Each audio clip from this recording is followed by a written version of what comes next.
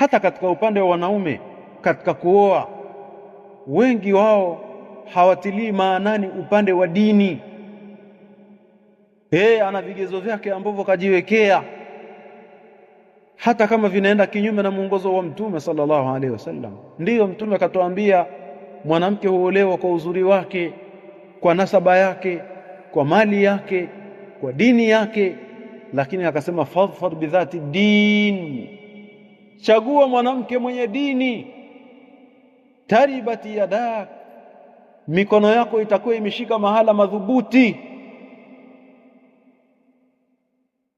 Ukioa mwanamke kwa sifa ya dini, utakuwa umeshika mahala salama. Watoto wako watalelewa katika malezi mazuri. Ustaraji watoto wako kupelekwa madarasa na kuhimizwa kwenda darasani, ikiwa mwanamke mwenyewe hana umuhimu na dini yake, yeye mwenyewe hasomi, na wala ukimwambia nenda kwenye darasa za wanawake hataki kwenda, ustaraji kwamba atawasukuma watoto kwenda madarasa. Ustaraji mke wako atawaamrisha watoto kuswali ilhali yeye mwenyewe hatekelezi swala. Ustaraji hilo,